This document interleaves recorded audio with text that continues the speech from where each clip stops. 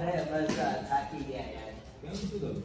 કઈ નહીં, હમણાં અનુભવ ડાંગ જિલ્લા લીંગા ગામમાં ન જઈ રહ્યા NSS માં. હા સાંભળ્યું તું મેં તો. હા તું ના આવ્યો? અરે ના, મારું થોડું બહાર જવાનું હતું એટલે મેં miss કર્યું. અરે આજે બહુ ઘણો મિસ કર્યો. એટલી બધી મજા આવી? અરે બહુ મજા આવી.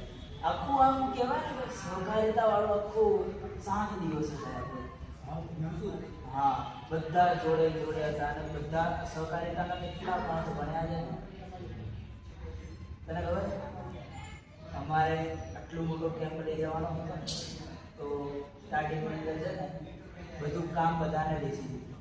કોકે ટિકિટ કરેલી, બરાબર, તો કોકે પ્રદર્શની બનાવડાવી અને કોકે તો લાકડા લાયા. એવી રીતે બધું કામ અલગ અલગ લોકોને બેસી દીધું. તૈયારીઓ તો પણ બહુ બધી કરવી પડી હશે. અરે બહુ છેલ્લા અઠવાડિયાથી અમે લોકો તૈયારી કરતા હતા. ઓહો. અને એ અઠવાડિયાથી પછી અમારી તૈયારી પતી અને પણ હા, અમુક ચુનૌતીઓ આવી અમારી સામે. કેમ કે પોસ્ટર લઈ જવાના હતા.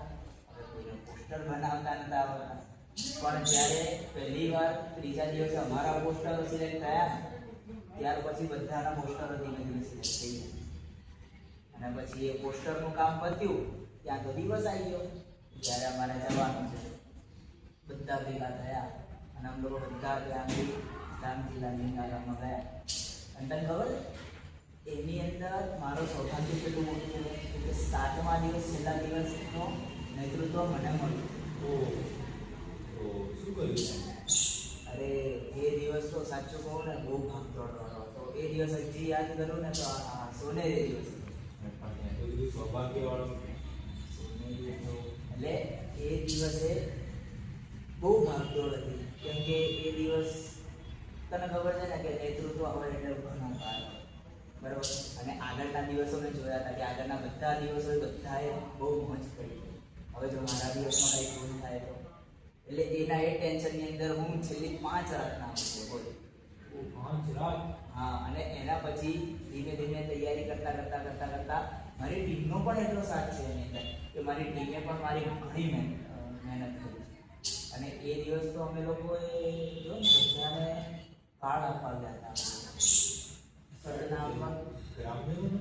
હા, ગ્રામજનો. એ દિવસે અમારે તુલસી વિવાહ હતું, પછી રાતે ગરબા હતા અને ભગવત કથા હતી. આ ત્રણનું મિક્સ કરીને કાર્ડ બનાવી દીધું. અને એના પછી એ કાર્ડ બધા ભેગા મળીને ત્યાંથી વેચવા ગયા. હા, એક વસ્તુ છે કે જો એ કાર્ડ અમે લોકો એકલાએ બનાવ્યું હોત ને તો કામ પત્યું ના હોય. પણ બધાની મહેનત અને બધાની મિત્રતા સાથે અમે લોકો બનાવ્યું એટલે આખો દિવસ બહુ સફળતાપૂર્વક ગયો. તો આ કાર્યક્રમનું આયોજન કોણ કર્યું? તુલસી વિવાહ? કાર્યક્રમનું આયોજન તો અમારી ટીમે જ કર્યું હતું, પણ તુલસી વિવાહનો વિચાર છે અતુલભાઈએ આપ્યો અને એમણે વિચાર આપ્યો અને અમારી ટીમે એની પર વિચાર કર્યો. અને ખબર છે કે તુલસી વિવાહ રાતના સમયમાં, એટલે આખું સેટઅપ એવું ગોઠવ્યું કે બધું જ દિવસમાં પતી જાય, પછી રાતે એકલા તુલસી વિવાહ. અને એ દિવસના નેતૃત્વમાં હું એક વાત છું કે કોઈ પણ ભૂલ હોય ને તો એ ટીમની ભૂલ ન હોય, એ ભૂલ મારી. અને નેતૃત્વનો સૌથી મોટો ગુણ આ છે કે તમે તમારી ભૂલ સ્વીકાર કરી, એટલે તમારી ભૂલ માનવાની, બીજા કોઈ પર ઢોળી નહીં. અને એના પછી એ દિવસે એના પહેલાના દિવસે શું થયું ખબર? એના પહેલાના દિવસે અમે એક લોકનાયકનો સૌથી મોટો ગુણ માન્યો. એમાં એવું હતું કે આપણા જે મિત્ર છે ને રિદ્ધિબેન, એમના મમ્મીને આવું, પણ હવે આપણો નિયમ તો ખબર જ છે કે આપણે કઈ નિયમો તોડતા નથી, બરાબર. આપણો નિયમ એવું કહેતો હતો કે જો એ આવે તો સાંજે 7 દિવસ રહે, બરાબર, તો જ આગળના પ્રવાસમાં આવી શકે, બાકી એક જ દિવસમાં નહીં જતા. હવે એમના એકલા મમ્મી આવતા હતા, આટલા દૂરથી આવતા હતા. હવે નિર્ણય લેવો એ ટાઈમે અઘરો થઈ ગયો. તો ત્યારે અતુલભાઈએ કીધું કે આપણે લોકનાયક રીતે નિર્ણય લઈશું. તો બધાને પોતપોતાના મત મુદ્દા તને ખબર 1.5 કલાક ચાલી રહી એ ચર્ચા. પછી નિષ્કર્ષ શું આવ્યો? કઈ નહીં, લોકતાંત્રિક રીતે બધાને પૂછ્યું કે જો તમને આ મત બરાબર છે તો બધાએ હા પાડી, અને ત્યારે જ નિર્ણય લેવામાં આવ્યો. આ પણ એક નેતાનો સૌથી મોટો ગુણ છે, જો બધાને પૂછીને બધાને જોડે રાખીને કામ. અરે ઘણી પ્રવૃત્તિઓ હતી. તને ખબર અમે એ સમયે છે ને રાતે નાટકો કરતા, અને નાટકોમાં અમને અડધો કલાક પહેલા સ્ક્રિપ્ટ મળી અને એની પર અમારે આખું નાટક તૈયાર કરવાનું. અને એમાં એક વ્યક્તિ એવો નીકળે કે જે આખો મોરચો ઉપાડે અને નેતૃત્વ કરે આખી ટીમનું, અને આખા ટીમને અડધો કલાકનું નાટક તૈયાર કરાવી.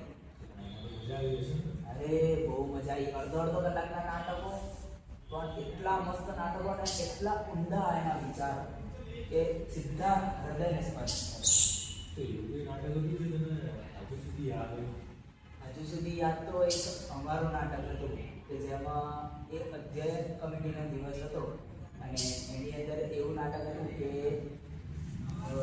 કાલિદાસનો અને દંડીનો એ બંને જણાનું નાટક હતું અને બંને જણાનો સંવાદવાળો નાટક હતું.